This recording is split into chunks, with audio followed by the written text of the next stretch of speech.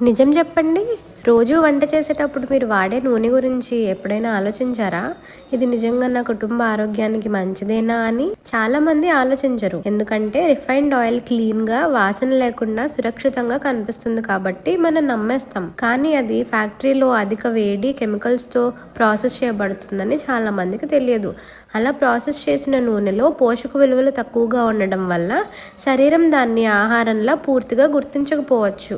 అందుకే భోజనం చేసిన తర్వాత బరువుగా అనిపించడం, నిద్రమత్తు రావడం, కడుపు ఉబ్బరం లాంటి సమస్యలు కొంతమందిలో కనిపిస్తాయి. వీటన్నిటికీ వయస్సు లేక స్ట్రెస్ మాత్రమే కారణం కాదు, మనం వాడే నూనె కూడా ఒక కారణం కావచ్చు.